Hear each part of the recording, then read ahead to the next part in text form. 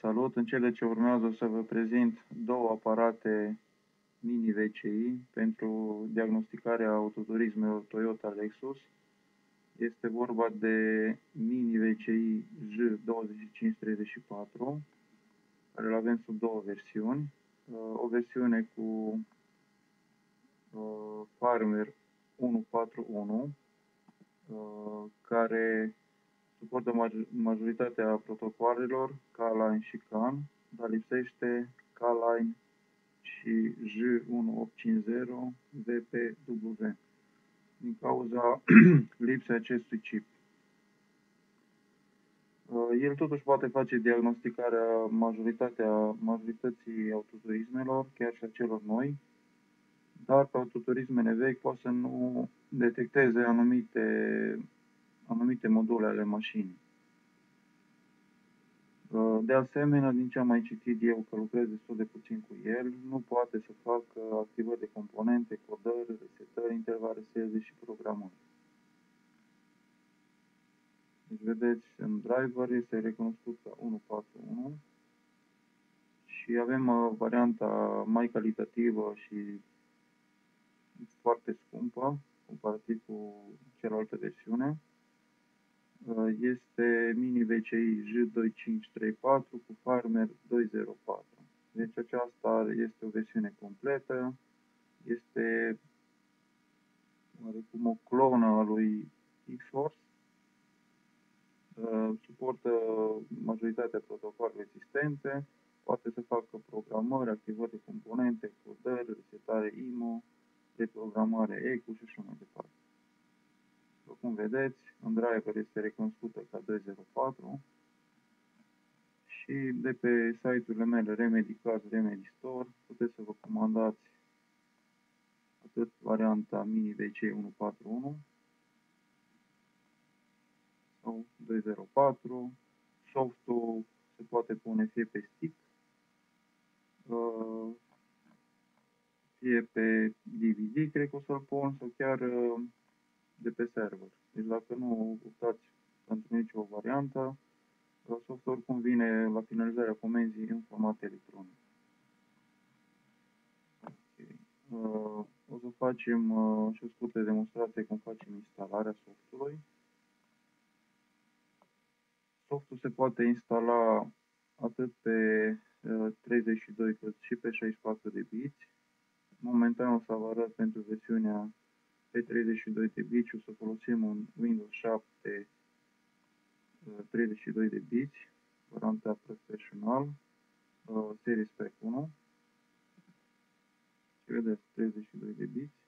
Nu are nevoie de un sistem de operare, adică de un laptop chiar prea performant, merge în general cam pe orice laptop. Acestea sunt fișierele de instalare.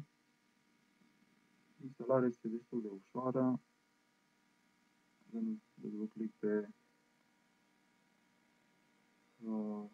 acest fișier, TextStream versiunea 17. Asta e ultima versiune la momentul filmării clipului. Are bază de date luna 8 a 2022.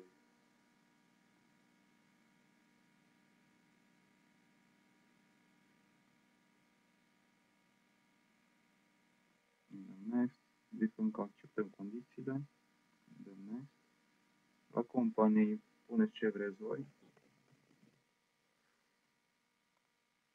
Next, install.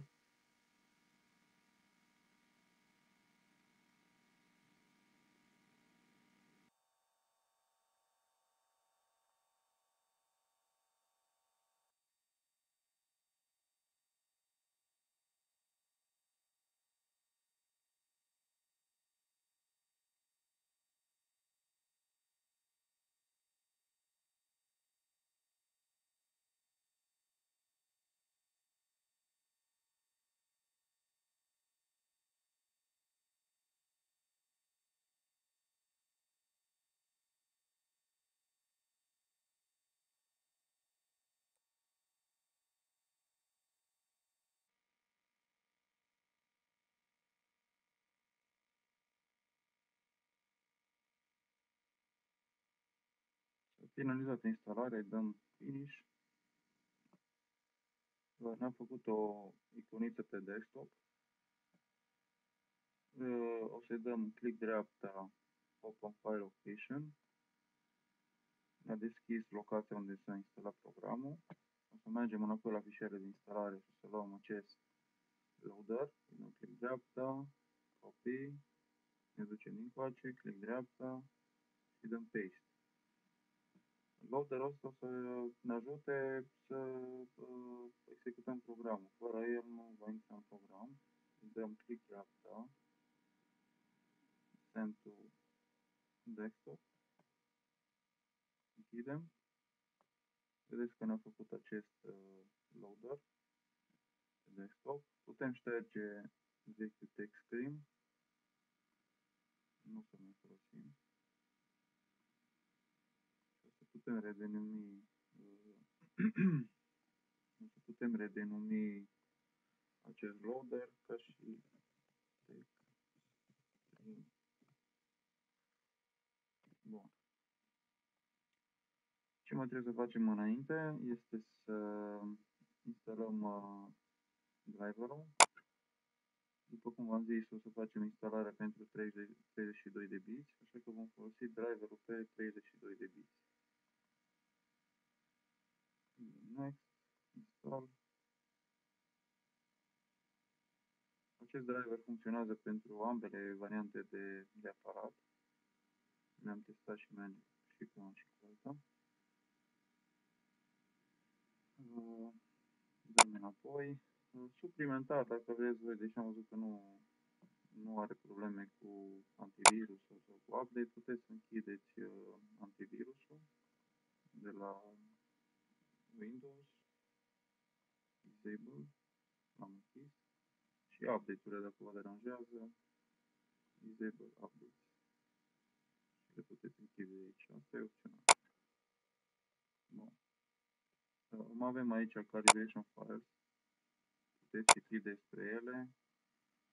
Se folosesc cu versiunea de aparat mai complexă pentru programări de module.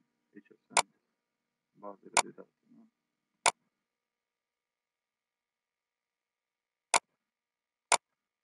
Asta trebuie să citiți pe internet ca să vedeți exact cum se face. Că nu am prea găsit materiale și nici nu am testat. Bun. Închidem. Conectăm interfața de diagnostic pe portul USB.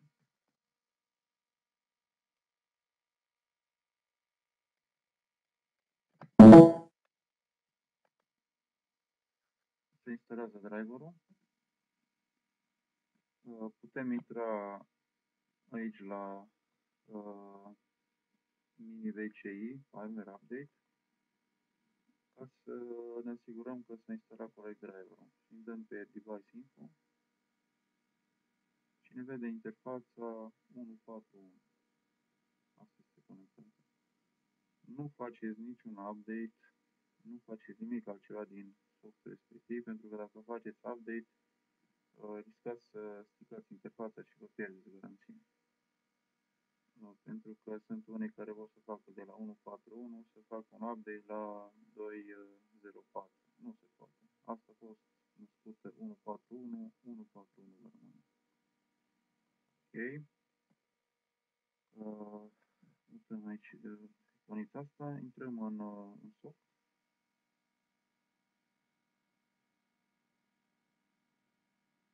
Ne intră direct, dar sunt unele situații în care vă pune să completați niște date, le puneți aiurea și intrați în program. Ultima configurație care mai trebuie făcută, intrați la Setup, Vim Select și trebuie să vă asigurați că aici aveți selectat Xworks MVCI. Dăm OK. Ieșim din program și o să mai fac și un material după ce sunt conectat la mașină, să vedeți cum fac propriu-zis o diagnoză.